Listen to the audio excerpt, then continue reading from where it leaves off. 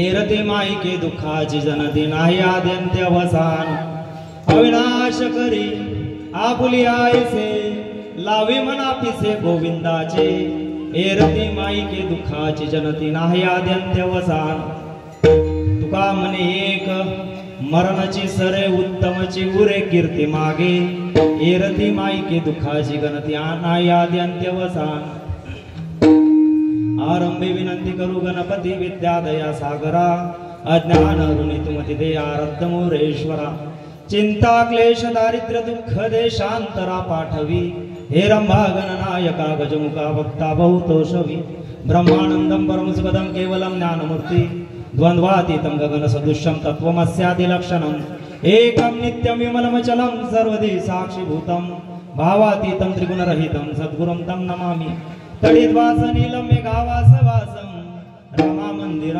वरम चित्प्रकाशम वरम त्विष्टिकाया समन्नस्य पादम परब्रह्मलिंगम भजे पांडुरंग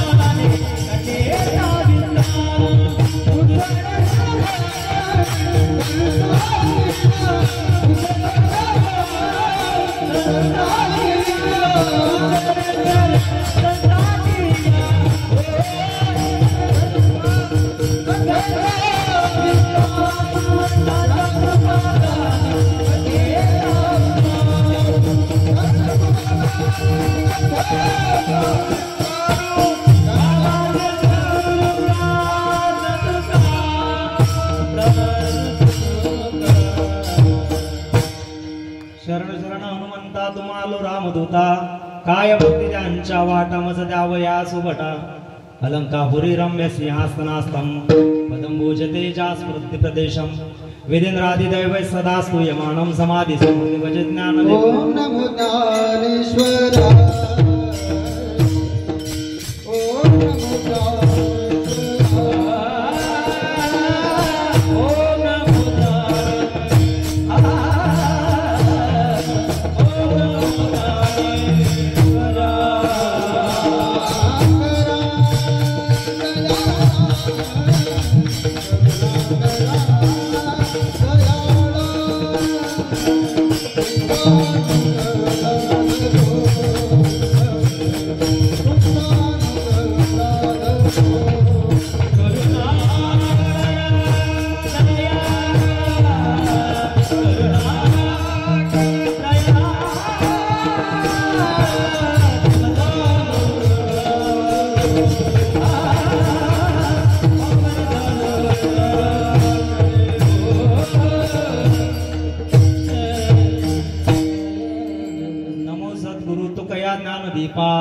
नमो सद्गुरु सच्चिदानंद रूपा नमो सद्गुरु भक्त कल्याण मूर्ती नमो सद्गुरु भास्करा पूर्ण कीर्ती सौराष्ट्र सोमनाथम च श्रीशैल्यम मल्लिकार्जुनम उज्जैनी महाकाल मोंडकारम अमलेश्वरम हरण्या वैद्यनाथम च डाकिना भीमाशंकरम सेतुबंदे तु रामेशम नागेशम द्वारिकावने वाराणस्या तु विश्वेश्वरं त्र्यंबकम गौतमी तटे हिमालय तु केदारम घृष्णेश्वरम तु शिवालय या देवी सर्व मांगल्य शिवे सर्वार्थ सार्थिके शरण्य त्र्यंबके गौरी नारायणी नमोस्तुते विठ्ठला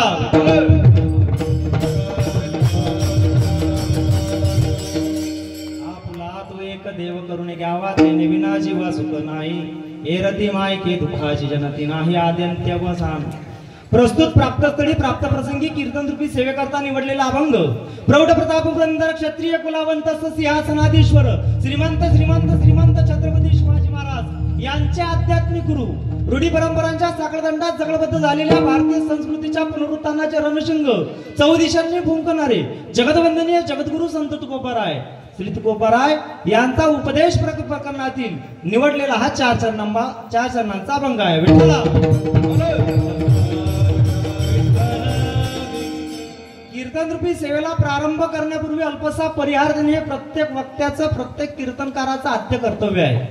यत कार्य घटनस्ती अथवा गुणस्ती तत कारणस्थ प्रतिपादना यती किंवा इति या न्यायाप्रमाणे परिहार देणे हे प्रत्येक वक्त्याचं आद्य कर्तव्य आहे.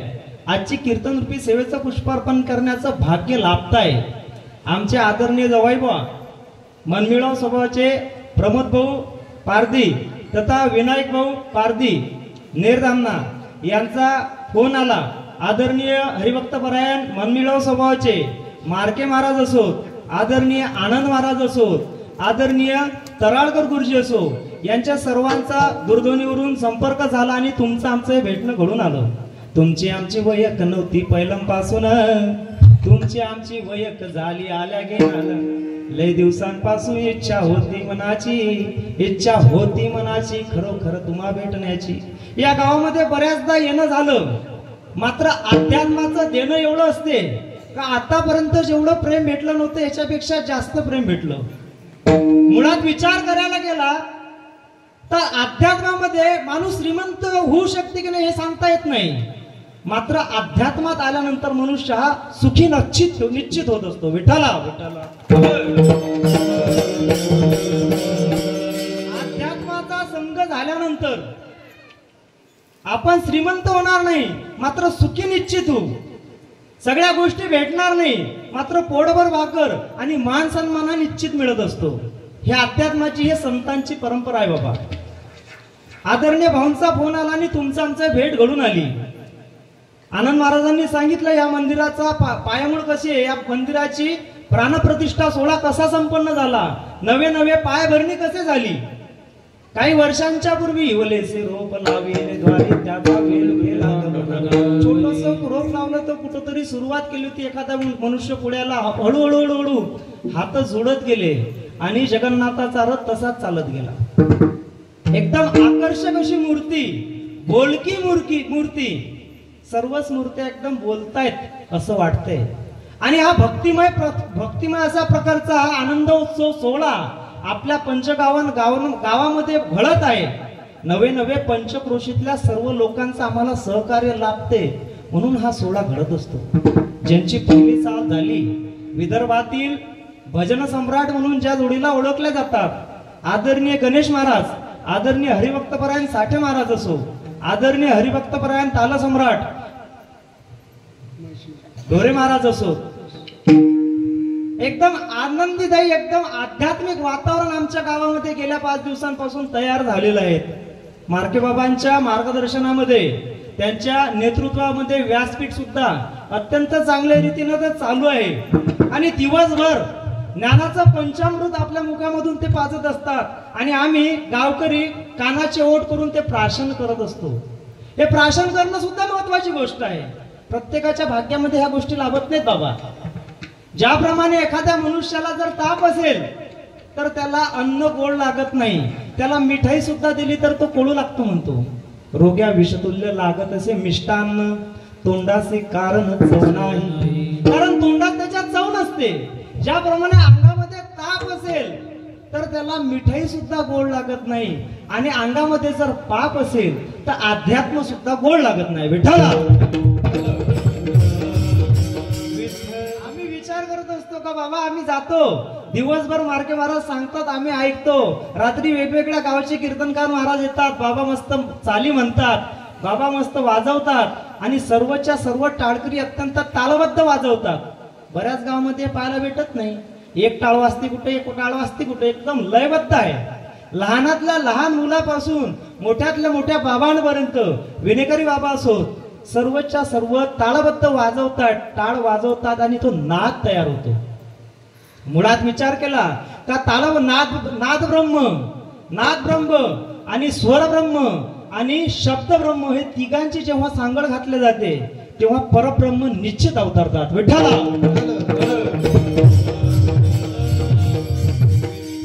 आणि या सर्व भक्तिमय वातावरणामध्ये आम्ही सर्व इथं उपस्थित आहोत.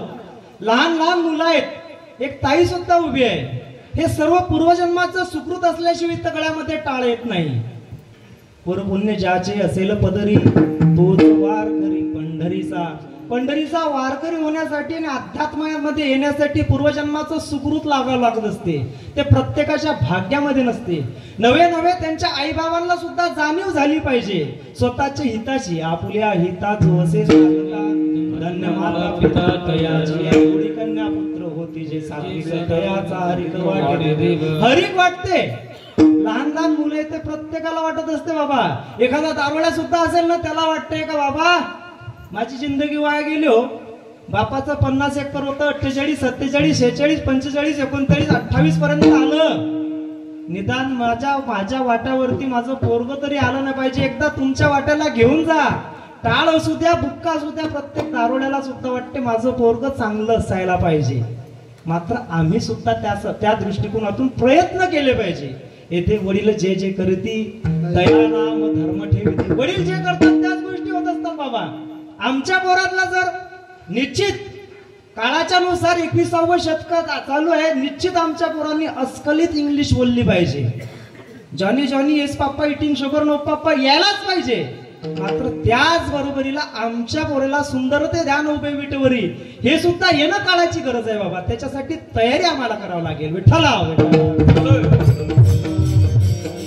याही पेक्षा महत्वाची गोष्ट आनंद बाबा सांगत होते का तराळकर गुरुजी म्हणजे मंदिराला दान दिले एक प्रकारे सकाळपासून संध्याकाळपर्यंत असतात.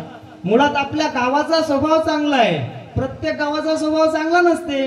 जो चांगला करत असते त्याला पाय वळण्याचे काम चालू असतात. मात्र आमच्या गावाचा मोठेपणा आहे. मोठेपणा मन मोठं असेल तोच दुसऱ्याला चांगलं म्हणू शकते बाबा. ज्याच्या मनामध्ये खोट आहे तो दुसऱ्याला चांगलं म्हणू शकत नाही. सांगतात गुरुजी सकाळपासून संध्याकाळपर्यंत ते प्रत्येक गाव नाव काढते. ह्याही पेक्षा महत्वाचं त्यांच्या कुटुंबाला त्याचा मान द्यावं लागेल. कारण त्यांनी सांगितलंय का तुम्ही मोकळे व्हा एकदा अध्यात्मासाठी. पूर्वीच्या काळामध्ये 4 आश्रम होते. ब्रह्मचारी आश्रम, गृहस्थ आश्रम, वानप्रस्थ आश्रम, संन्यास आश्रम. आणि 50 माणसानं ओलांडली का तो वानप्रस्थामध्ये निघून जायचा. मग तो राजा का असणार. मग तो तिथं गेल्यानंतर कशा त्याचा अंत होते त्याचा त्याला माहित असायचं. कारण तो सगळ्या गोष्टी राजा दशरथांच्या फक्त दाढीमध्ये एक पांढरा केस निघाला होता. राजा दशरथ सहज गेले, वसिष्ठ गुरूंकडे गेले आणि सहज ऋषी वसिष्ठांना सांगतात का आता मी राजा हा रामाला करून टाकतो. कारण माझ्या दाढीमध्ये पांढरा केसाला माझं कार्य संपलं. आमच्या मजनात गौऱ्या जातात मात्र आम्हाला हाव सुटत नाही बाबा. ही हाव सुटली पाहिजे. आणि मग आपल्या अभंगाचा सुद्धा तोच विषय आहे का हा सगळ्या गोष्टी करून एकदाचा अध्यात्माच्या लाईनीमध्ये एकदा अध्यात्माच्या ओढ्यामध्ये आम्ही यायला पाहिजे. नव्हे आम्ही स्वतःला आणायला पाहिजे. भगवंत तर आणताच, मात्र आम्ही सुद्धा ते प्रयत्न केले पाहिजे बाबा. सर्वांच्या हृदयस्थ पांडुरंगाला दंडवत करतो. सर्वच्या सर्व नवयुवक वर्ग सुद्धा सगळ्याच गोष्टी ते करत असतात. आनंद बाबा सांगत होते का आमच्या गावातले नवयुवक एवढ्या उत्साही आहेत का सगळ्या गोष्टी स्वयंस्फूर्तीनं करतात, स्वयंशिस्तीनं करतात. आता सुद्धा त्यांच्या हार वाहिनं चालू आहेत. प्रत्येक दिवशी शेगावरून फुलं येतात आणि प्रत्येक दिवशी 1000-1500च्या हार ओवल्या जातात. प्रत्येक गावकरी सुद्धा नैवेद्य आणतो. देवाला नैवेद्य खाऊ घालणं आमचं कर्तव्य आहे. ज्याप्रमाणे आम्हाला सकाळी उठल्याबरोबर चहा लागते भगवंताला, कारण आम्ही प्राणप्रतिष्ठित करत असतो देव. हे फक्त हिंदू धर्मात होत असते. दगडाला सुद्धा देव आणण्याचं सामर्थ्य असते ते हिंदू धर्मात आपल्या संस्कृतीमध्ये आहे. पाषाण देव पाषाण पायरी पूजा एकावरी पाय ठेवी. खालची आपली पायरी असते ती सुद्धा संगमरवराची असते. आणि मंदिरातली मूर्ती सुद्धा संगमरवराची असते. मात्र प्राण प्रतिष्ठित करण्याची संस्कृती आमच्यामध्ये आहे.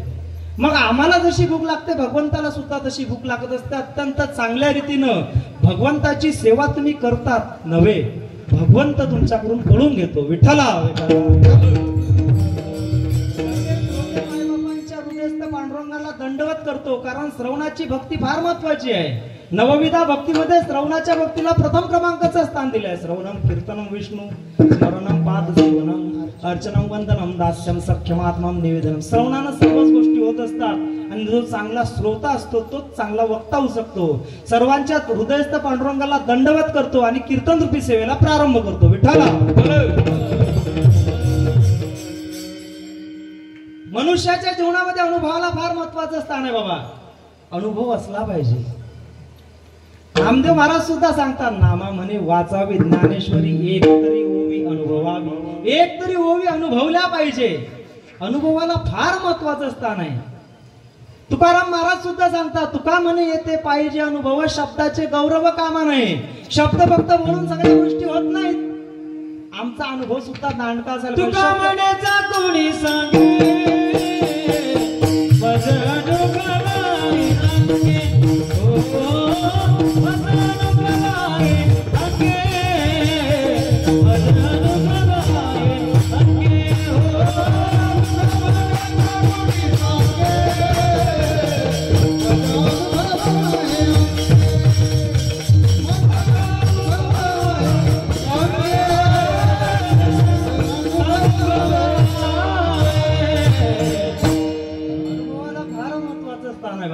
शब्द तर खूप आमच्याजवळ, शब्दचे आमच्या जीवनात शब्द वाटू धनजन लोका, खूप सारे आमच्याजवळ शब्द आहेत, मात्र अनुभव असणं फार महत्वाची गोष्ट आहे. अनुभवाचा विचार केला तर दोन प्रकारचे अनुभव आमचे असतात, एक प्रापंचिक अनुभव आणि एक आध्यात्मिक अनुभव. प्रापंचिक अनुभवामध्ये काही मर्यादा असतात बाबा. प्रापंचिक अनुभव हे सार्वजनिक ठिकाणी सांगता येत नाहीत. उदाहरणार्थ आमच्या बायकोनं घरात गेलो आणि उशीर झाला आणि दरवाजा उघडला आणि भांडण झालं नाही, सपकन आमच्या कानाखाली जर मारली तर चार चौघाईमध्ये आम्हाला अनुभव सांगता येत नाही का आमच्या बायकोनं आम्हाला मारलं, अजिबात सांगता येत नाही. जर दुसरा विचार केला, जो प्रापंचिक अनुभव असतात, हा प्रापंचिक अनुभव हा हिताचा कोणाचा असू शकत नाही. एखाद्याची गोष्ट, एखाद्याचे व्यवहार दुसऱ्याला उपयोगी असतील असं अजिबात नाही. सर्वांच्या हिताचा प्रापंचिक अनुभव नसतो बाबा. आणि ह्याहीपेक्षा महत्वाचं का प्रापंचिक अनुभव सर्वांना सारख्याच उपयोगाला येत नसतात. आध्यात्मिक विचार केला तर आध्यात्मिक अनुभवामध्ये याचा विपरीत आहे. आध्यात्मिक अनुभव हा प्रत्येकाला प्रत्येकाच्या उपयोगाचा असतो. सर्वांना सार्वजनिकरित्या सांगता येते, सार्वजनिकरित्या आपल्याला आध्यात्मिक अनुभव हा सांगता येत असतो. हाकारूनही सांगे तुका नाम घेता राहू नका, सांगता येते, मोठ्या मोठ्याने ओरडून सांगता येते. दिन रजनी हाच धंदा रात्र न कळे दिवस न कळे अंगी खेळे दैवत आहे, आम्हाला हाकारून सांगता येते, मोठ्या मोठ्यानं सांगता येते. आध्यात्मिक अनुभव हे हिताचे असतात का? निश्चित हिताचे असतात. कारण हित ते करावे देवाचे चिंतन करून या मन शुद्ध भावे. हित ते करावे देवाचे चिंतन, आम्हाला हित, आमचं हित आम्हाला समजलं पाहिजे. आपुल्या हिता जोसे साधना, आम्हाला सुद्धा आमचं हित जाणता आलं पाहिजे. आणि आध्यात्मिक अनुभव हे सर्वांच्या हिताचे असतात. नवे नवे आध्यात्मिक अनुभव हे सर्वांच्या उपयोगाचे सुद्धा असतात. विठाला मग जगद्गुरु संत तुकोबारायांना आध्यात्मिक अनुभवामध्ये नेमका अनुभव आला तरी काय? आणि अनुभवाच्या वाटे जगद्गुरु संत तुकोबारा या अनुभवाच्या वाटे आम्हाला नेमका उपदेश करतात काय? त्या अभंगाच्या पहिल्या चरणात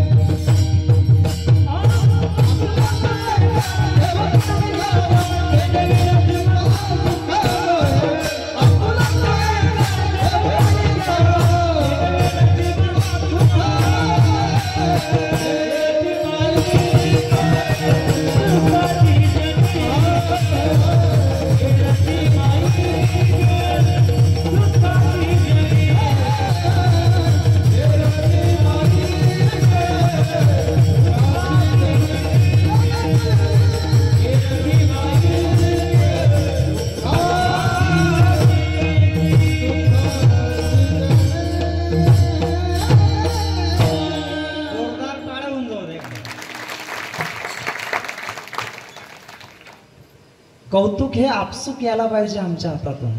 जसा खोकल्याची उबळ आपसूक येते ना, अगदी तशीच आपला तो एक देव करून घ्यावा त्याने विना जीवा सुखना.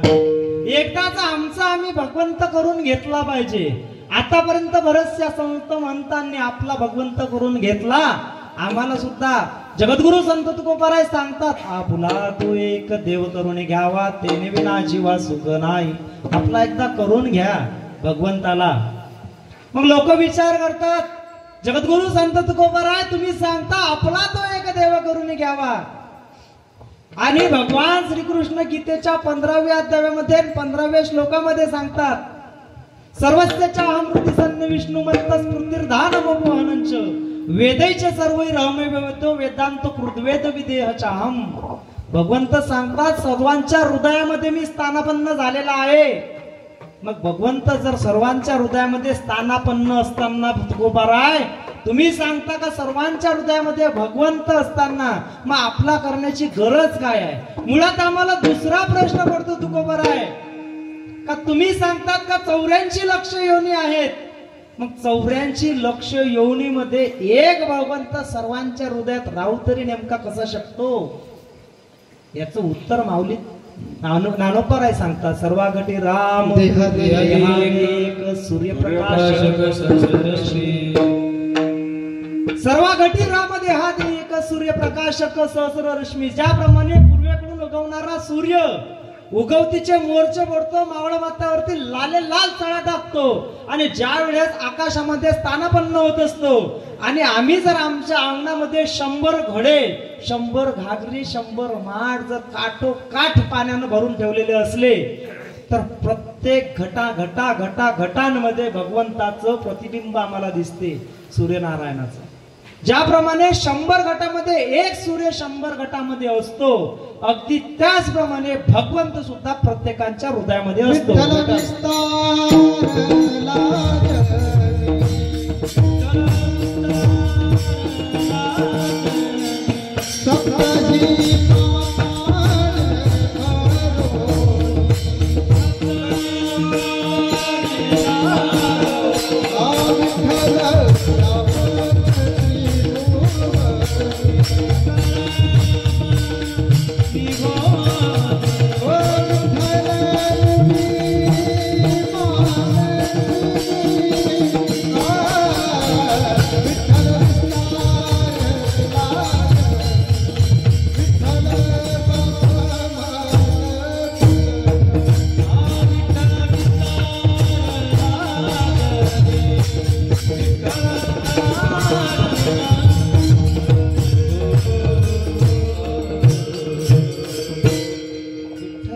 प्रत्येकाच्या हृदयामध्ये स्थानापन्न झालेला आहे.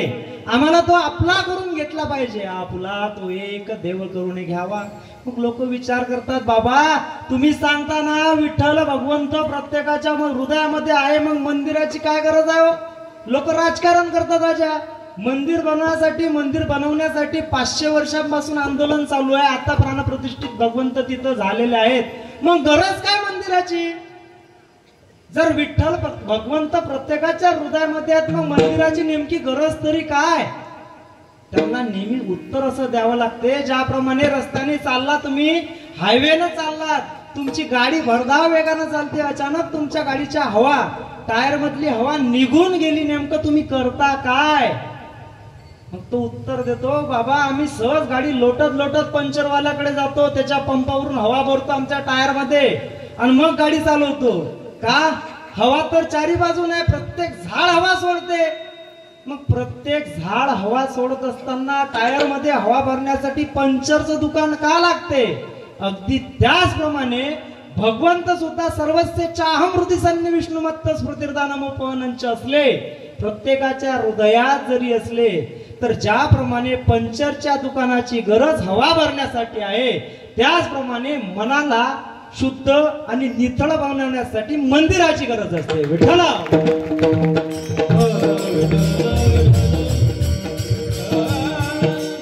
आणि ज्या गावामध्ये असे मंदिर असतात ना बाबा, निश्चितच आमचे पोरं सुद्धा संस्कारी बनतात. ज्या गावामध्ये मंदिर नसलं आणि सहज एखादा वयोवृद्ध माणूस आला, त्याच्या अनुभवानुसार सांगतो, बेटा इथं वाढू नको, या लोकांचं जेवण झालंय, उष्ट पाडू नको. तो म्हणते तुमच्या घरचं आहे का, अजिबात शिल्लक बोलू नका.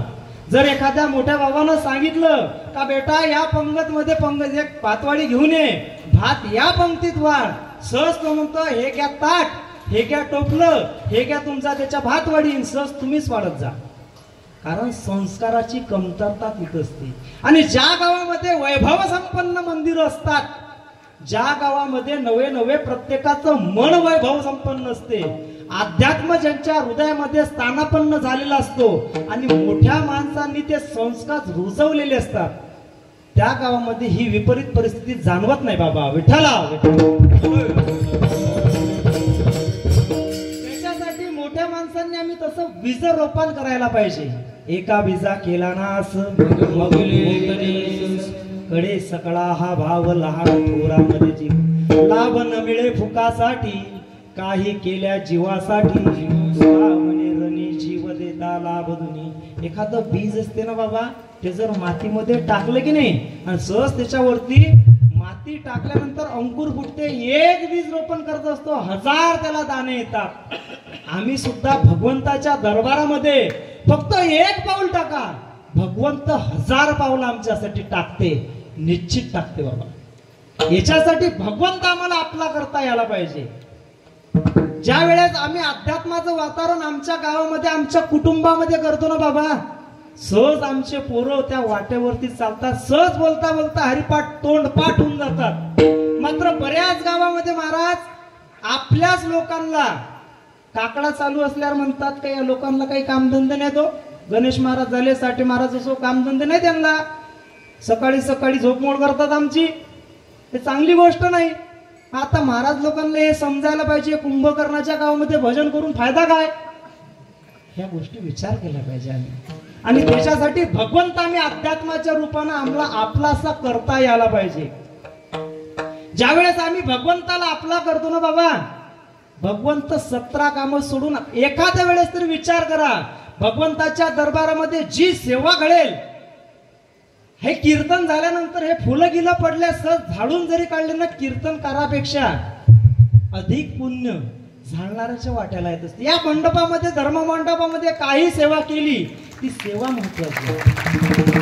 आणि ह्याही पेक्षा महत्वाचं बाबा, हे सुंदर मंदिर आमच्या घरामध्ये दिसते ना, आमच्या गावामध्ये दिसते ना, हे 7 दिवस सगळ्या जणांना फुरसत असते, सगळे जण कामधंदे सोडून असतात. मात्र वर्षानुवर्ष वर्षभर जी पूजा अर्चा करत असतात ना, त्या हातांना भगवंत रिकामा कधीच ठेवत नाही. विठ्ठला,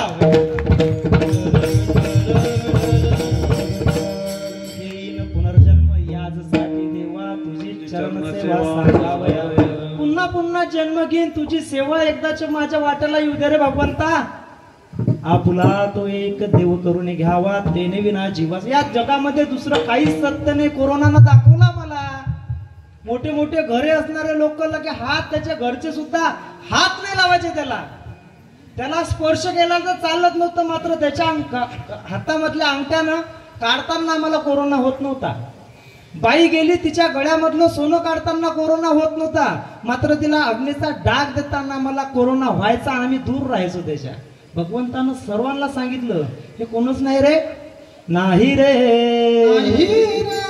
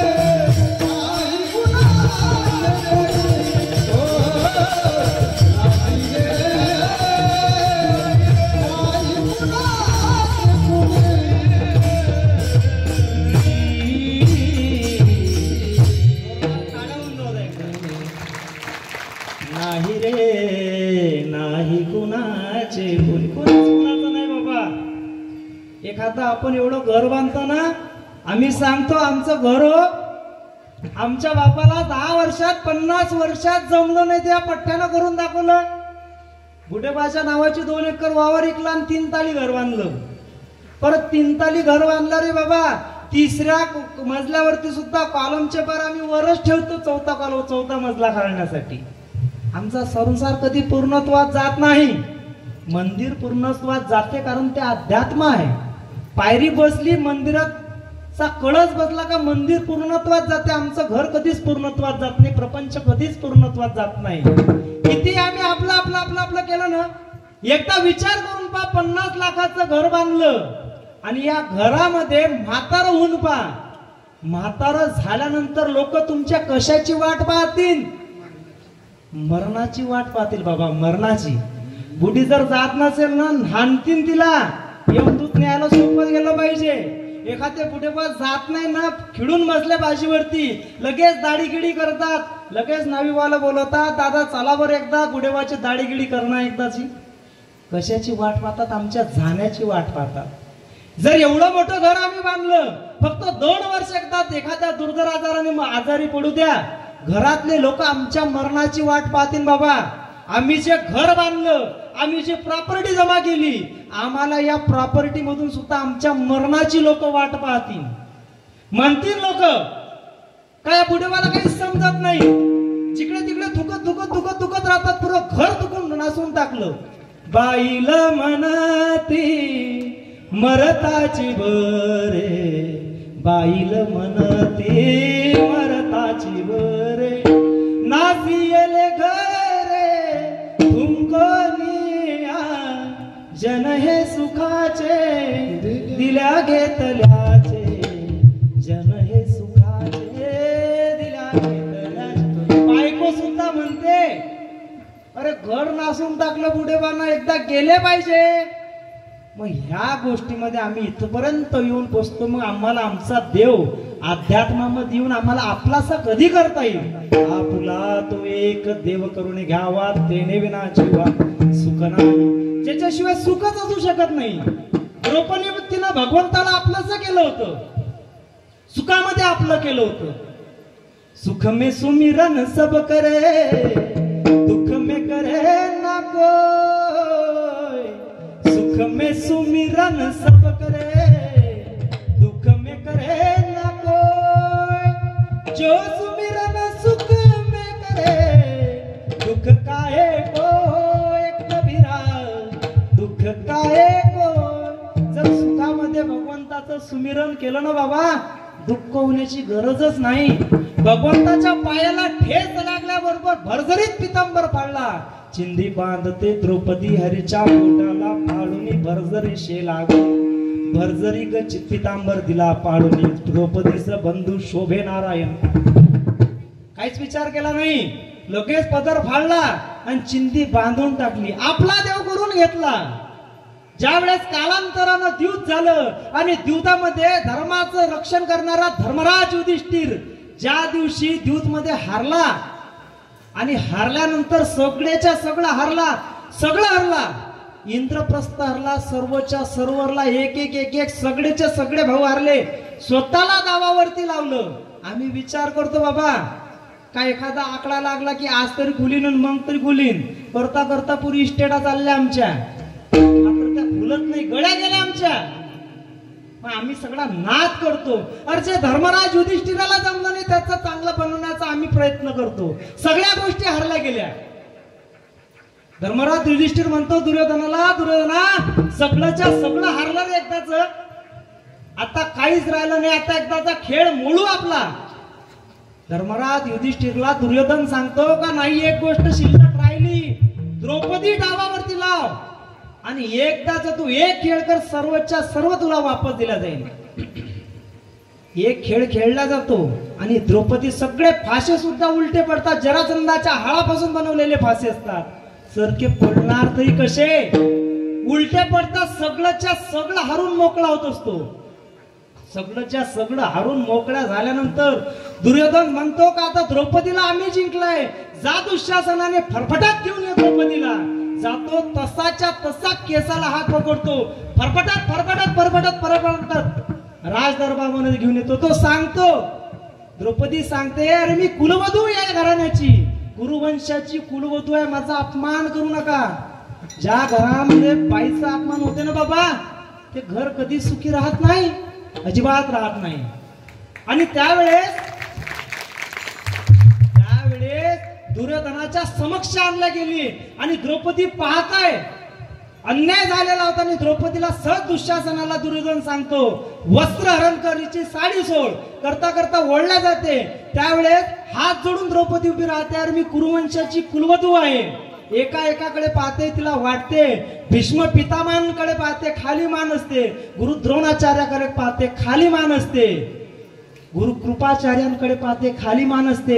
एक एक एक करता करता धर्मराज युधिष्ठिर असो, भीमसेन असो, अर्जुन असो, नकुल असो, सहदेव असो, सर्वांकडे पाहते. सर्वांच्या नजरा खाली असतात बाबा, सर्वजण तिला परके झालेले असतात, फक्त तिनं आपला केलेला असतो तो भगवंत आठवते. आणि द्रौपदीच्या तोंडामधून शब्द बाहेर पडतात, कुठे गुंतलासी वस्त्रहरणे, कुठे गुंतलासी द्वारकेच्या राना, कुठे गुंतलासी द्वारकेच्या राना, कुठे गुंतलासी द्वारकेच्या राना,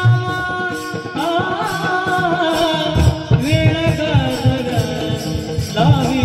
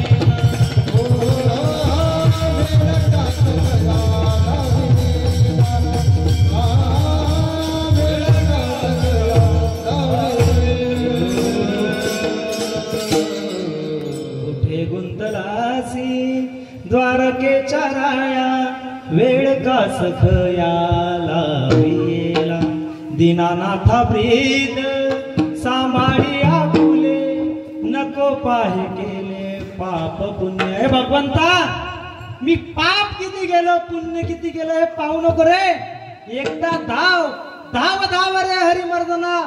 भक्ताची आई रडून सांगते शपथ तुला रे, रडते गाई गाई, रडते रे एकदाच ये.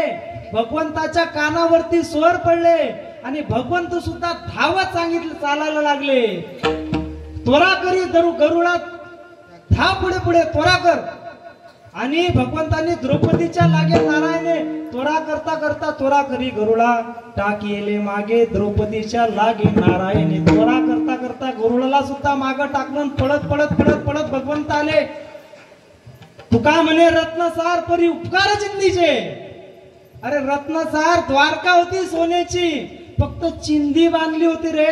एका एका धाग्याचं ऋण सुद्धा भगवंतांनी तिचं फेडलं. वस्त्र हरणे वस्त्र घाली माऊली, वस्त्र हरणे वस्त्र घाली माऊली, वस्त्र हरणे वस्त्र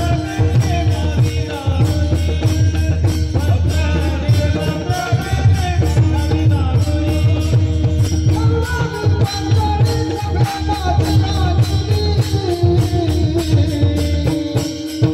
वस्त्र हरणे वस्त्र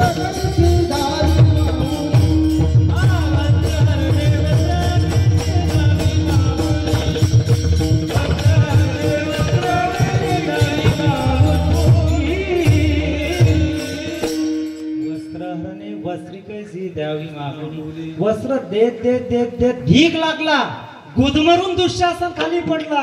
मात्र वस्त्र संपत नव्हते, कारण द्रौपदी भगवंताला आपलंच केलं होतं. आपला तो एक देव करून घ्यावा, तेने विना जीवा सुख नाही. आमचं सुख त्याच्याशिवाय असू शकत नाही बाबा, अजिबात असू शकत नाही. मग सुख नाही तर आमच्या संसारात नेमकं आहे काय बाबा, ते तरी सांगा. तुकोबारा अभंगाच्या दुसऱ्या चरणात सांगा.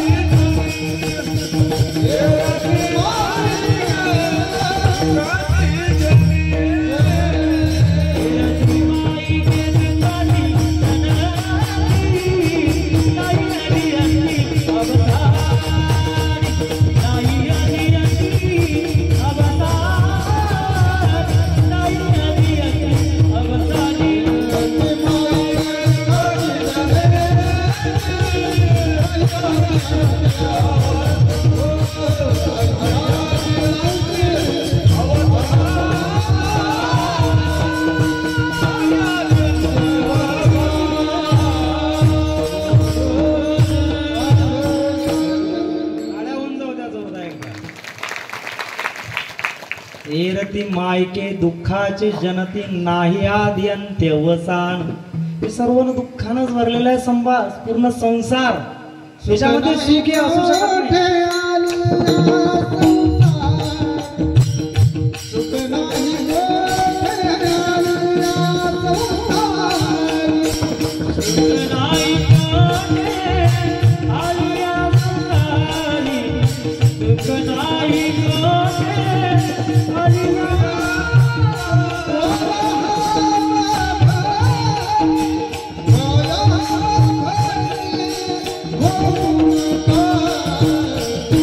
Oh,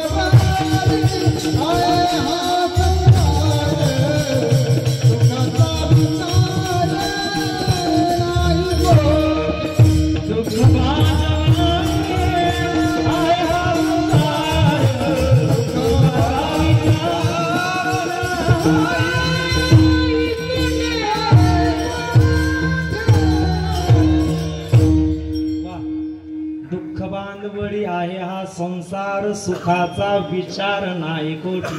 सुखाचा विचारच असू शकत नाही. भगवान श्रीकृष्ण सुद्धा सांगतात हा संसार दुःखानं भरलेला आहे. ऊर्ध्वमूलम मदशाखम अश्वत्थम प्राहुरव्ययम चिंतन्ति यस्य पर्णानि यस्तं वेद सविदे. हे संसार हा दुःखानं भरलेला आहे. वटवृक्ष संसाराचं जे आहे याचे मूळवरती आहेत. मग मूळ वरती असताना, फांद्या खाली असताना संसाराचा विचार आम्ही कुठं करू शकतो? दुःख बांधवडी आहे हा संसार, सुखाचा विचार नाही कोठे. आम्ही विचार करतो आमच्या पोराला, एखादा आमच्या पोराला पोरग उद्या रे देवा भगवंता, आमच्या मुलाला सुनबाईला एखादं पुत्ररत्न प्राप्ती होऊ दे. करता करता पुत्ररत्न प्राप्ती होते, आम्हाला चिंता पडते. सुख झाल्यावर लगेच आम्हाला दुःखाची चिंता होते. बाबा काही या पोराचं शिक्षण चांगलं असू दे. शिक्षण झाल्यानंतर त्याच्या नोकरीची चिंता पडते. नोकरी झाल्यानंतर चांगली सून भेटायची चिंता पडते.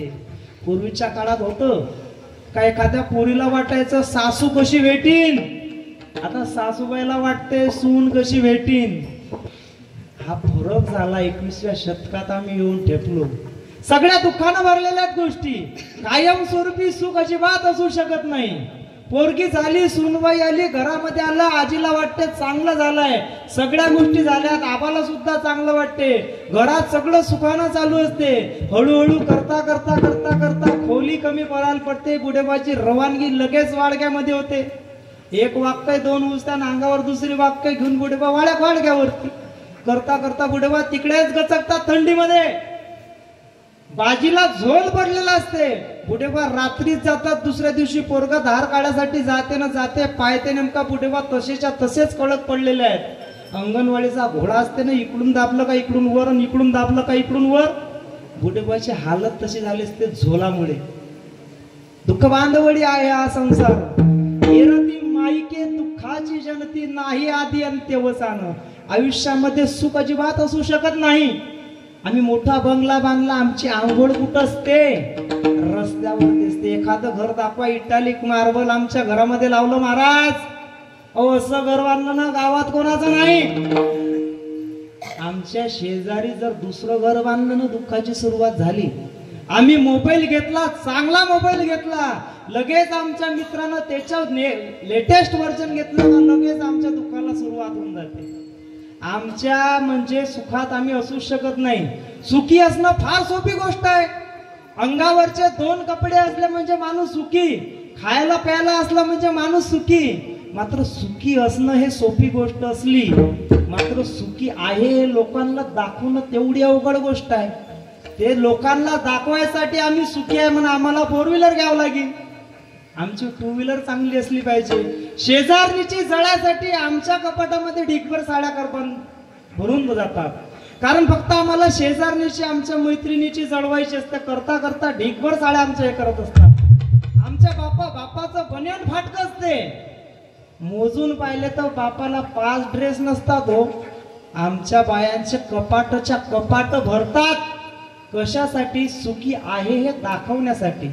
सहज आम्ही आमच्या नवऱ्याला सांगतो तिचा नवरा काही कमवत नाही, तुमच्या अर्ध्यावरही त्याची कमाई नाही, पण तिची जी पैठणी घेतली ना 5,000ची पैठणी दिवाळीला घेतली, तुम्ही नाही काय ती तिची जाळ्यासाठी 7ची तरी घेऊन द्या. करता करता सगळ्या गोष्टी अशाच होत राहतात बाबा. शेजारणीचं पोरगो कॉन्व्हेंट मध्ये जाते, आमचं पोरगो आम्ही तिचं कॉन्व्हेंट मध्ये जाते म्हणून आम्ही बी श्रीमंत आहे. दाखव्यासाठी आम्ही हप्ते भरू हैराण असतो. कापूस येते कापूस जाते, सोयाबीन येते सोयाबीन जाते, मात्र आम्ही तिची जिरवण्यासाठी आमची जिरवून घेत असतो बाबा. विठ्ठला या सगळ्या गोष्टी दुःखाच्याच आहे. रती मायके दुःखाची जनती नाही आदी अंत्य अवसान. आम्हाला संसार सुद्धा सुखाचा वाटतो बाबा. सुखाचा आमचा संसार. एखाद्या पोराला विचारलं की नाही, पूर्वीच्या काळामध्ये एखादा सर्पदंश झाला त्यावेळेस दवाखाने नव्हते ना, त्यावेळेस सर्पदंश झाल्या का लगेच अरबड्या लोकांना बोलून आणायचे. तुमच्या गावात होतं की नाही माहिती नाही, आमच्या इकडे होतं. अरबड्या लोकांना बोलून आणायचे, लगेच त्याला म्हणायचे सर त्याला सर्पदंश झालं का लगेच त्याला पान लागलं म्हणायचे, लगेच अंगारा लावायचे, लगेच त्याला निंबाचं डाकसे तोडायचे, पाला खाऊ घालायचे. तुमच्याकडे व्हायचं का पहिले सर? पाला खाऊन घालायचे, विचारायचे का रे निंबाचा पाळा कसा लागते तो सांगायचा गोड लागते. जोपर्यंत अंगामध्ये विष आहे तो म्हणते गोड लागते. त्याची विषाची बाधा झालेली असते तोपर्यंत म्हणते गोड लागते. मिरची दिली खायला, अंगामध्ये विषाची बाधा झाली तो म्हणते बाबा मिरची सुद्धा गोड लागायला लागली. पाला गोड लागते, मिरची गोड लागते. परत करतात, परत अंगारे दुपारे, परत मंत्र मारले जातात, पाणी पाजलं जाते. करता करता घंटे 2 घंटे निघून जातात. जसं जसं विष, जशी जशी बाधा कमी व्हायला लागते ना बाबा, मग त्याला विचारता पूर्णच्या पूर्ण अंगातलं विष निघून गेले का लगेच विचारतात का रे मिरची कशी लागते, तो म्हणते तिखट लागते. का रे निंबाचा पाला नेमका लागते कसा, तो म्हणते कडू लागते. आमचं सुद्धा तसंच आहे. लग्न झालं ना झालं, नवरी घरात आली ना आली, का रे संसार कसा आहे, अरे 1 नंबर चालू आहे. सुनबाई कशी आहे, 1 नंबर काम आहे, सगळं पद्धतशीर चालू आहे. करता करता करता करता पहिलं वर्ष, दुसरं वर्ष, पहिल्या वर्षात लगेच मालकाने लगेच दरवाजामध्ये पाय टाकला ना, लगेच तिकडून लगेच आपल्या हांड्यावरचं, लगेच राजनावरचं, लगेच ताट बाजूला, लगेच हांड्यामध्ये लगेच गडवा बुडून, लगेच ग्लास घेऊन, लगेच बायको तिथं तिला तयार स्वागतासाठी. माणसानं म्हणो ना म्हणो लगेच तुराटीची मूठ मोडायची, लगेच चुलीत घालायची, लगेच गॅस पेटवायचा, लगेच चहा हजर, सगळ्या गोष्टी हजर. तुम्हाला ही भाजी आवडते का, ती भाजी आवडते का, नाना प्रकारचे टीव्हीतलं पाहून पाहून, मोबाईल मधलं पाहून पाहून सगळं खाऊन मोकळं. पोटही वाढतं माणसाचं, आणि वाढलेलं पोट बाकी कोणा कामात येऊ ना येऊ लगेच ते मोबाईलचा ग्लास पुसण्याच्या सहज कामात येते, लस पुसल्या जाते. बरोबर करता करता दिवस मागून दिवस निघून जातात. विचारतात का रे संसार कसा चालला, 5 वर्षानंतर ठीक आहे, बरा आहे. करता करता करता करता मग 10 वर्षानंतर विचारतात का रे संसार नेमका आहे कसा. मग महाराज सांगता संसार दुःख मूळ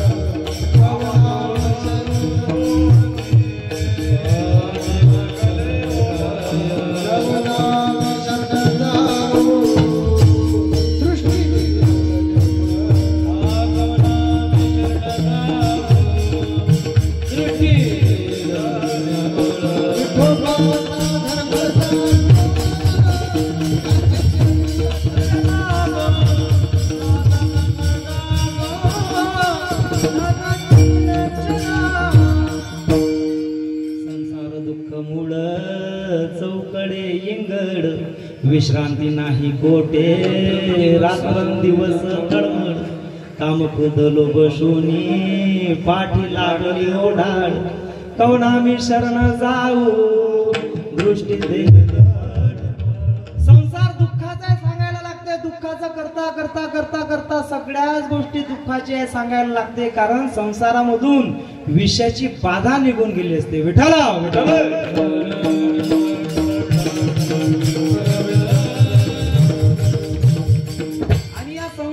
अजिबात सुख असू शकत नाही बाबा.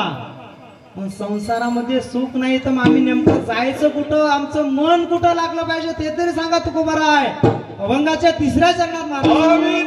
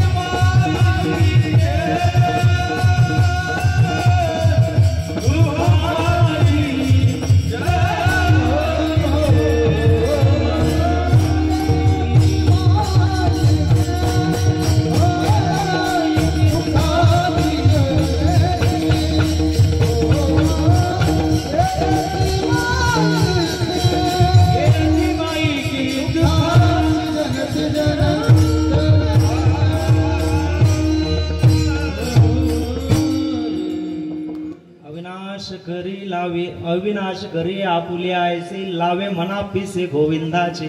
माझ्या मनाला भगवंता एकदा पिस भगवंताचं लागू दे रे. आमच्या मनाला सुद्धा पिस भगवंताचं लागलं पाहिजे बाबा. ज्यांना हात असतील त्यांनी हात वरती करायचे आहेत, ज्यांना नसतील त्यांनी अजिबात करू नका. आपण असतील तर निश्चित करा. विडोबा रकुमाई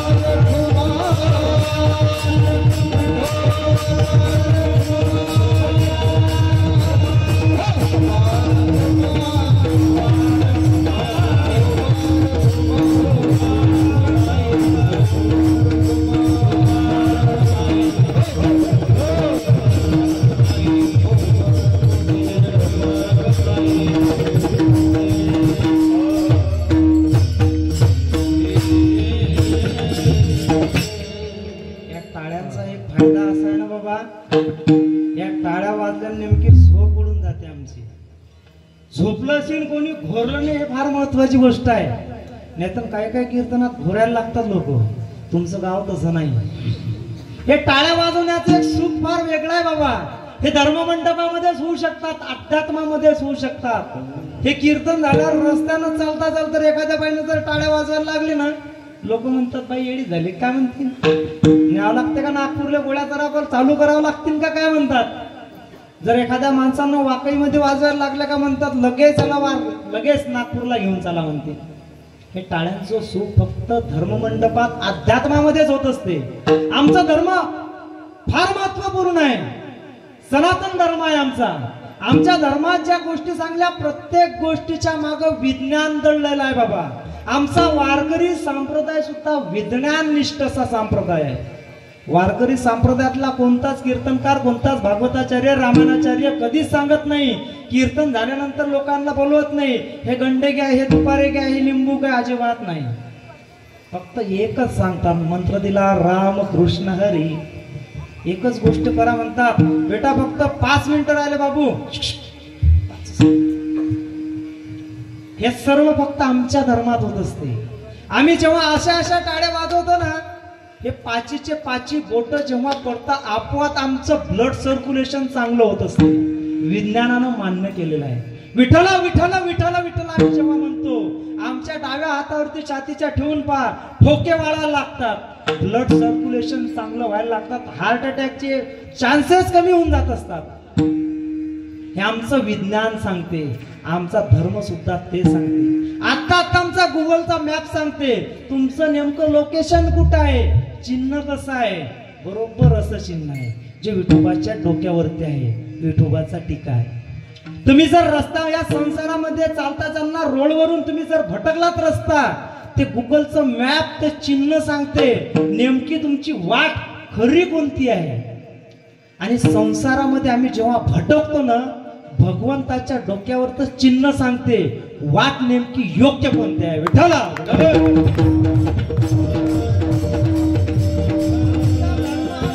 नाही बाबा, आम्हाला तो समजत नाही. आम्ही आमच्या पोरांना सांगलं पाहिजे आमचा धर्म चांगला कोणता आहे. आमच्या धर्मातलं चांगलं काय आमच्या पोरांना मी शिकवतच नाही. एखादा प्रश्न केला आम्ही सहज विचारच करत नाही. सहज त्याला तुला काही समजत नाही म्हणून सहज मोकळं करून टाकतात. आपल्या गावामध्ये पंचगावांमध्ये एक फार महत्वाची गोष्ट, जे वडीलधारी मंडळी आहेत ना, त्यांनी सांगितलं बाबू टाळ असा वाजवावं लागते बरं, असा वाजवत जा गड्या, टाळ वाजवणं चांगलं आहे. आमची वडीलधारी मंडळी चांगले म्हणून हे लहान लहान मुलं इथं उभे आहेत. बऱ्याच गावामध्ये टाळकरी नसतात, औषधाला सुद्धा सापडत नाहीत.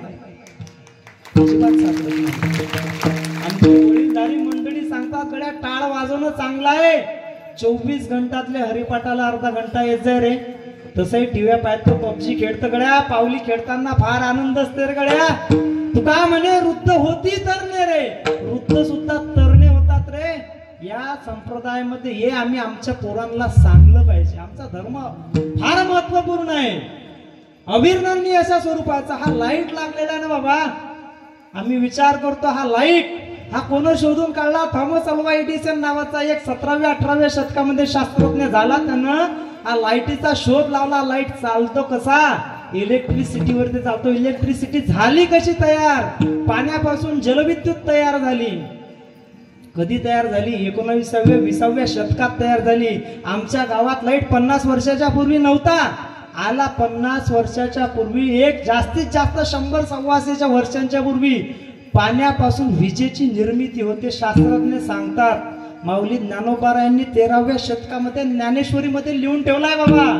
उदकाचे निआविषे प्रगटले तेज तसे मग विजय माझे असे सैल काही. या विजेत काहीतरी उदकाचे निआवेशे. उदक म्हणजे पाणी. पानेशाच्या आवेशानं तेज निर्माण झालं. याच्यामध्ये वीज असली पाहिजे. 13व्या शतकात सांगून ठेवलाय बाबा.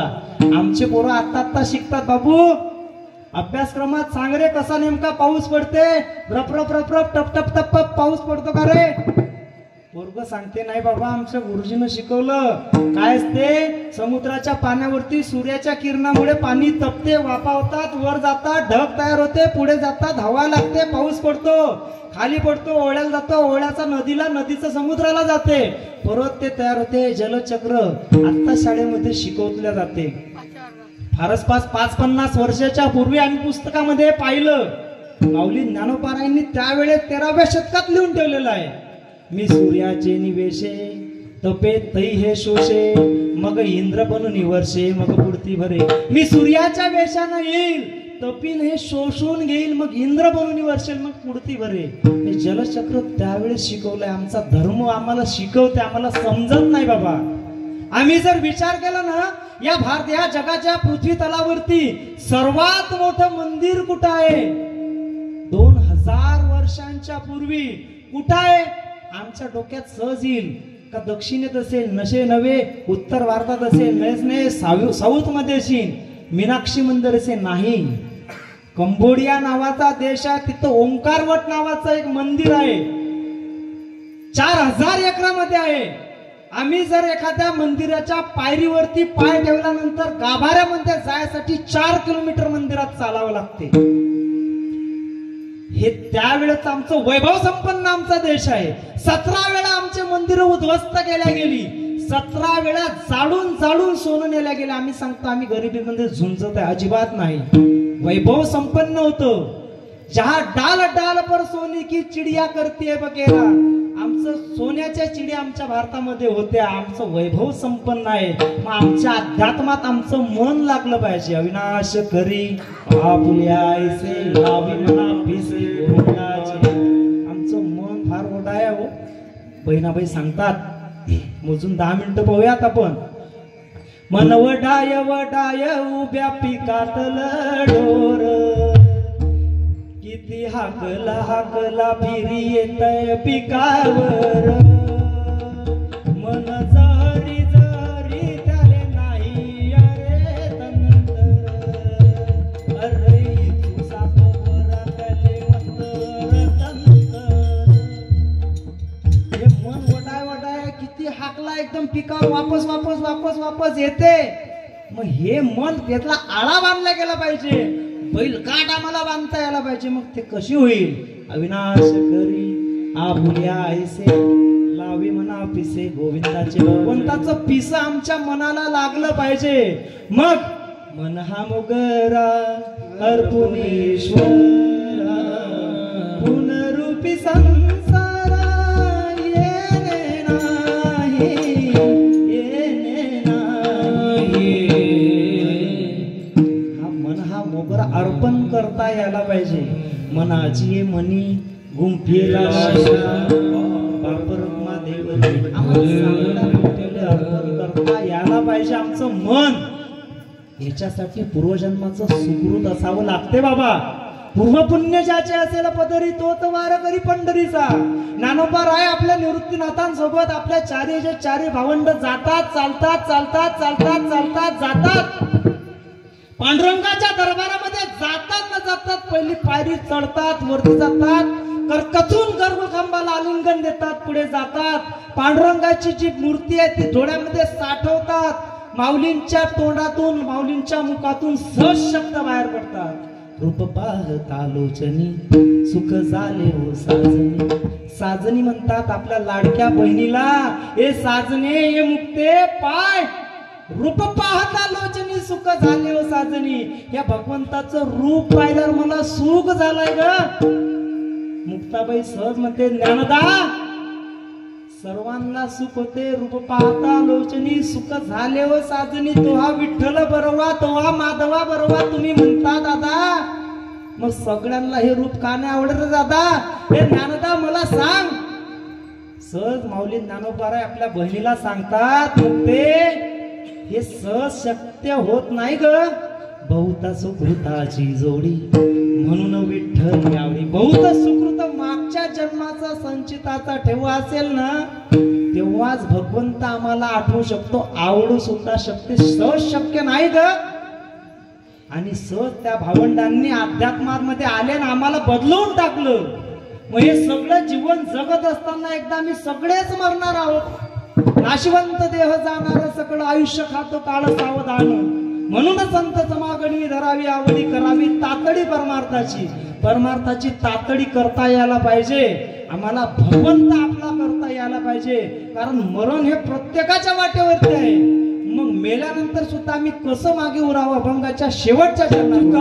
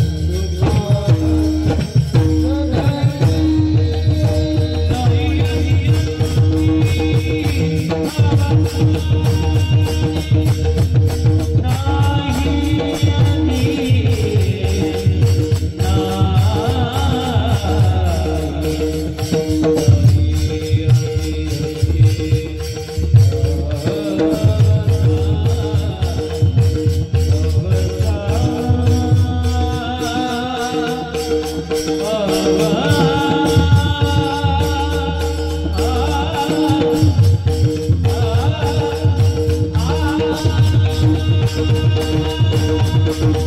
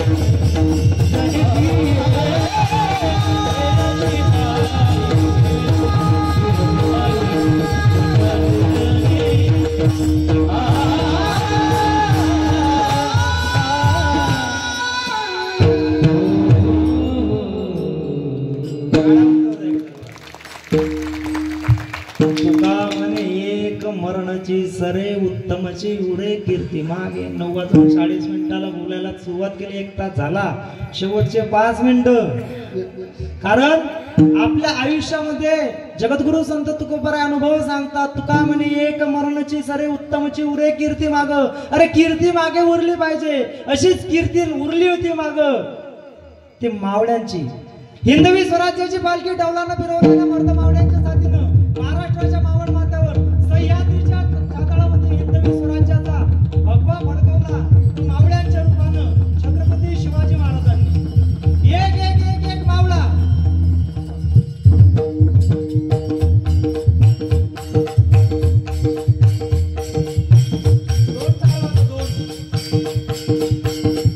हिंदवी स्वराज्याची पालखी डौलानं फिरवल्यानं मर्द मावळ्यांच्या साथीनं महाराष्ट्राच्या मावळ माथ्यावर सह्याद्रीच्या चातळा हिंदवी स्वराज्याचा भगवा फडकवला तो मावळ्यांच्या रूपानं छत्रपती शिवरायांनी. एक एक मावळा तळहातावरती हृदय घेऊन चालत होता आणि तेव्हा सुद्धा हिंदवी स्वराज्याची चढती दौलत निर्माण झाली, महाराज सहज झाली. प्रत्येक मावळ्यांनी छाताळावरती लिहिलं होतं शिवाजी, पाठीवरती लागला होता भगवा ध्वज आणि या देहाचं नाव ठेवलं होतं भंडारा. उधळला तरी येळकोट आणि नाही उधळला तरी येळकोट. चालता चालता प्रत्येक मावळा मरत होता, जगत होता, मात्र हिंदवी स्वराज्याची चढती दौलत निर्माण सहज झालं नाही. तारीख होती 10 नोव्हेंबर 1659. किल्ले प्रतापगड. छत्रपती शिवरायांना गिळंकृत छत्रपती शिवरायांनी निर्माण केलेलं हिंदवी स्वराज्य गिळंकृत करण्यासाठी प्रतापगडाच्या पायथ्याशी अफजल खान येऊन पोहोचला. विचार करून चालत आला.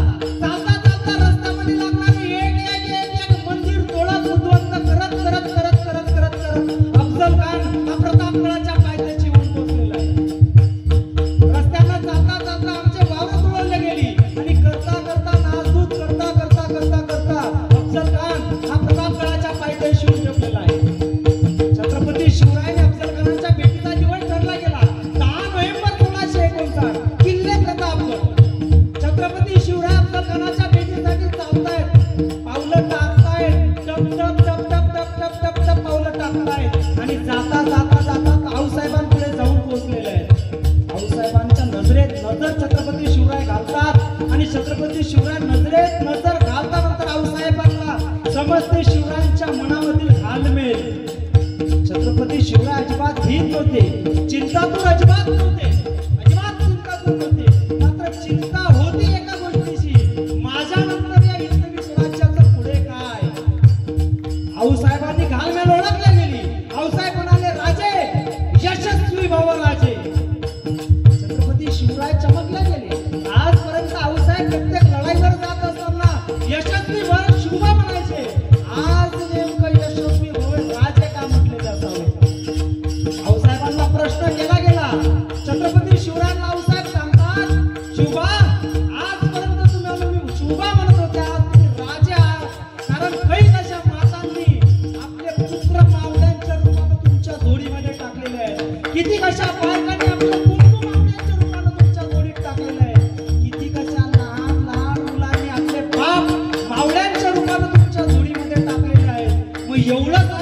लागलं नसताना अजिबात भीता कामा नये, अजिबात भीता कामा नये.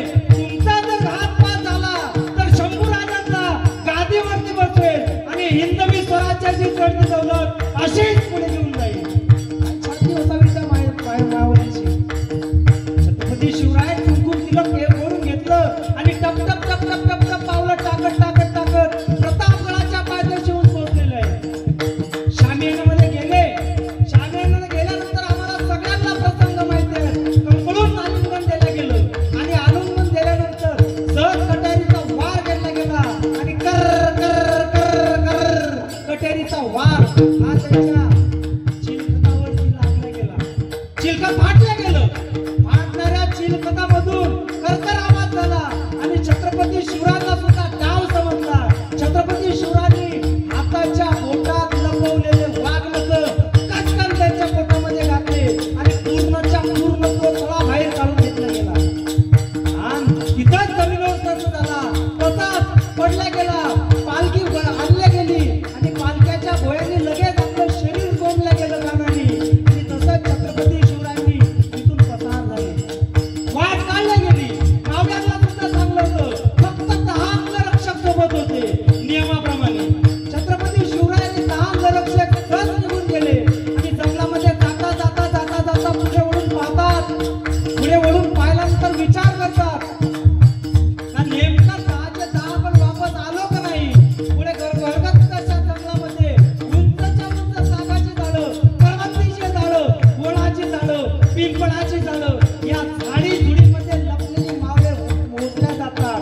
1 2 3 4 5 6 7 8 9 1 2 3 4 5 6 7 8 9. अरे नेमका 10वा राहिला कोण.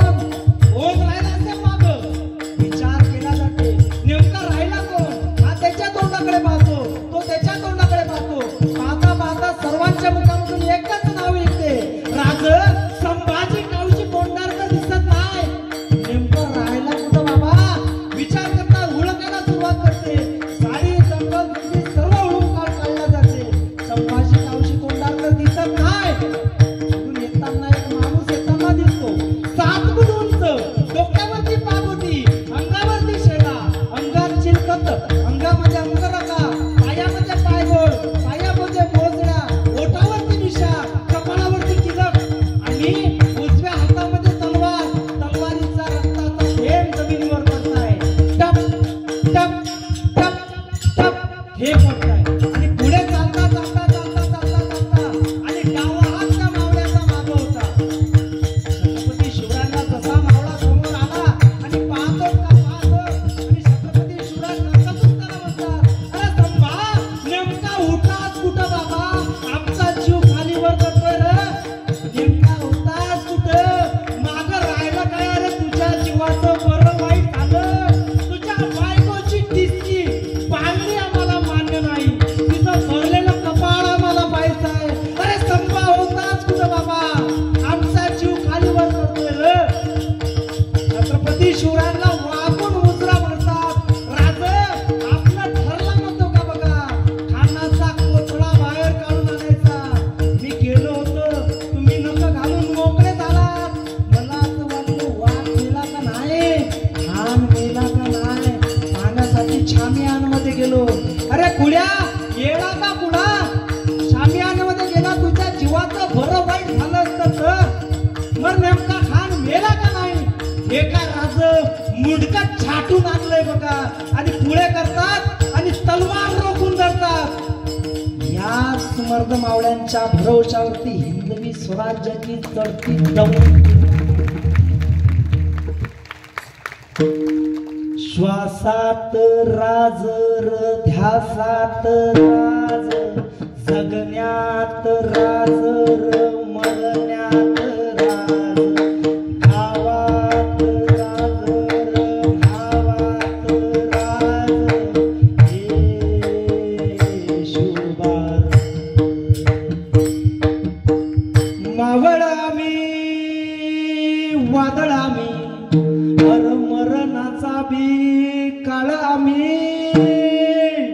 रणमस्ताची जात आमची रुब्या कोणाला धावतर प्रीत तलवारशी प्रीत हे मातीशी भाकर सरणावरची रोजर खायाची रयतेचा वाली आम्ही साखर तयाची चिकत नाही तोवर झुंजत रायाची ठिकर ठिकर झालं तरी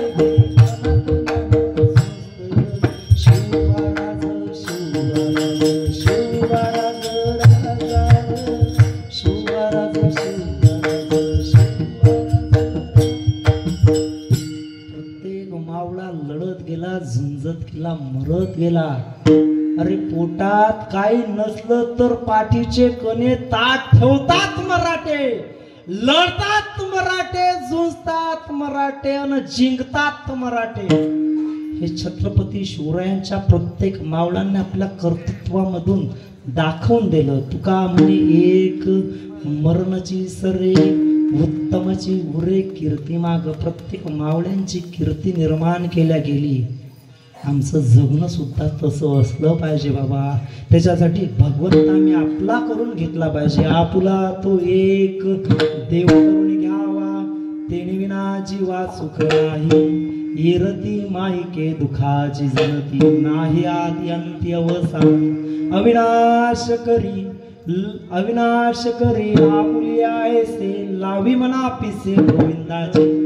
तुका म्हणे एक मरणची सरे उत्तमची उरे कीर्ती मागे. झालेली कीर्तन रूपी सेवा समर्पित करत असताना ज्यांच्या मार्फत आज ही कीर्तन सुपी पुष्पार्पण करण्याचं भाग्य लाभतंय असं आदरणीय पारधी कुटुंब नेरधामना, आदरणीय दीपक भाऊ मोहोळ नेरधामना, आदरणीय आनंद महाराज, आदरणीय मार्के महाराज, आदरणीय गुरुजी, सर्वांचे फोन आले आणि तुमचं आमचं भेटणं घडून आलं बाबा. आणि ज्यांची अन्नदानाची सेवा लाभली, सकाळचे अन्नदाते, काय नाव सकाळचे अन्नदाते दादा आणि संध्याकाळचे अन्नदाता खेळकर परिवार. खेळकर परिवाराला प्रश्न पडला होता, नेमका पाऊस चालला, एवढं मोठं जेवण बनवलं, नेमकं काय वाया जाते का काय?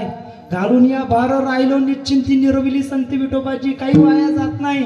भगवंतावरती आपलं ओझ एकदा टाकून द्या, सगळ्या गोष्टी सहज घडतात. अन्नदान घडणं सोपी गोष्ट नाही बाबा. गावामध्ये प्रत्येकाला फोनला जाते, ज्याच्या नशिबात असते त्यालाच अन्नदान भेटत असते, सगळ्यांना भेटत नाही. हे अन्नदानाची सेवा समर्पित करणारे खेळकर कुटुंब, सकाळचे दादा सुद्धा यांनी अन्नदानाची सेवा दिली. तुमचं आमचं भेट घडून आली. आदरणीय दोघोचे दोघं मृदंगाचार्य एकदम तालबद्ध वाजवतायत. आदरणीय गायनाचार्य गणेश महाराज, साठे महाराज, सर्वच्या सर्व टाळकरी वृंद. मी सर्वांना सर्वांचा परिचय नाही, मात्र सर्वच्या पांडुरंगाला हृदयस्थ परमात्म्याला दंडवत करतो. विनेकरी बाबा, सर्वांच्या हृदयस्थ सर्व श्रोते मंडळांनी तनमन धनानं ऐकलं आणि कीर्तन रूपी सेवा गोड मानून घेतलं. न्यूनते पुरते अधिकते सरते करून घेवावे ते तुमते विनविल्या मी आमावली ज्ञानोबाराय सांगता. जे कमी असेल ते पूर्ण करून घ्या आणि जे जास्त असेल ते कमी करा. फोडिले भंडार धन्याचा तो मंडळ मितवर हमाल भारवाई. साळुंकी मंजुळ गातसे गाणी बोलवित्या धनी वेगळाची. काय म्यापा मरे बोलावे उत्तरे मल कुपावंत बोलवी. तुझे भगवंतानं बोलवून घेतलं बाबा, ते बोलण्याचा प्रयत्न केला, तुम्ही गोड मागून घेतलं, ते तुमचे सुद्धा धन्यवाद. सर्वांच्या हृदयस्थ पांडुरंगाला दंडवत करतो आणि कीर्तन रूपी सेवेला पूर्ण विराम देतो. ज्ञानेश्वर गजानन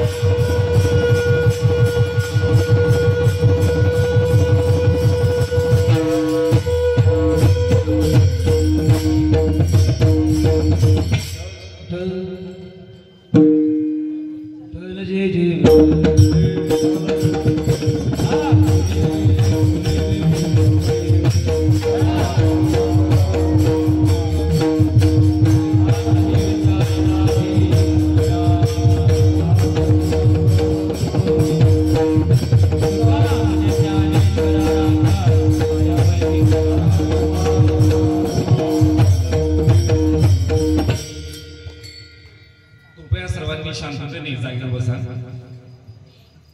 श्री संत गजानन महाराज प्रकट दिन आनंद महोत्सव सोहळा आणि या सोहळ्याच्या 5व्या दिवशी या ठिकाणी हरिभक्तपरायण संतोष महाराज मनसुटे खामगाव यांचे हरिकीर्तन संपन्न झालेले आहे. आणि या ठिकाणी मी आमंत्रित करतो त्यांचे सौजन्य देणारे हरिभक्तपरायण प्रमोद भाऊ विनायकराव पारधी यांच्या हस्ते त्यांना सन्मान त्यांचा होत आहे.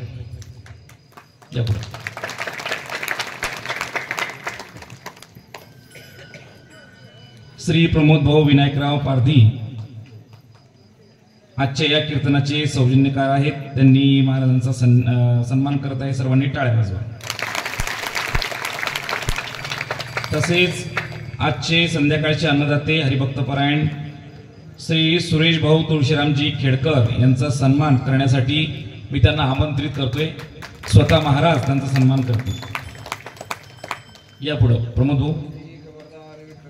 श्री ज्ञानदेव तुकाराम पंढरीनाथ भगवान की जय. श्री प्रमोद भाऊ सुरेशजी महाराजांनी सन्मान करावा अशी मी त्यांना विनंती करतो. पुंडलिक वरद विठ्ठल श्री ज्ञानदेव तुकाराम पंढरीनाथ भगवान की जय. तसेच उद्या सकाळचा नाश्ता जो आहे श्री विनोद भाऊ ज्ञानदेवराव अन्नदाते यांच्यातर्फे होणार आहे. तसेच सकाळचे अन्नदाते जे आहेत ते श्रीकृष्ण पांडुरंगजी पांडव आहेत. संध्याकाळचे अन्नदाते नामदेवजी तुळशीरामजी माहुरे आहेत. आणि उद्या रात्री ठीक 8:30 वाजता महिला कीर्तनकार हरिभक्तपरायण परमपूज्य आदरणीय वैष्णवीताई गावंडे यांचे हरिकीर्तन होणार आहे. आणि सौजन्य आहे श्री मोहन शेठ जयकृष्णसाहेब वायचोड यांच्या हस्ते त्यांचं सौजन्य अर्पण होणार आहे. तर ही सर्व भाविकांनी याची नोंद घ्यायची. आणि या ठिकाणी मी गणेश महाराजांना विनंती करतो की त्यांनी प्रसादन म्हणावे. हिने वगैरे तो शावे तो शोनी मतदावी फसाय दाने जे गळांचे व्यंकटे सांडो या सत्कार मिरती वाढो उता परस्परे जडो मैत्र जवांचे दुरितांचे तिमिर जाओ विश्वासधर्म सूर्य पाहो तुझे वांजल हृदय लावो प्राणी जात वर्षत सकळ मंगळी अनुमत मंडळी भेट तुझ्यावता चला कल्पद्रुचे आरव चेतना चिंतामणीचे गाव बोलते जय नव पियुषांचे चंद्रविजयांचन मार्तंड जितापय ये सर्वाय सदा सज्जना सूर्य किंबहुना सर्वसुखी पूर्ण होऊन तीन लोकी भजिजो आदिपुरुखे अखंडित आणि ग्रंथजीविये विशेषे लोकी दृष्टा दृष्ट विजय ओवावे एतमने श्री विश्वेश्वराव आहोईल दान पसावो देव ज्ञानदेव चुकिया जावे देव ज्ञानदेव चुकिया देव ज्ञानदेव चुकिया ज्ञानदेव तुकाराम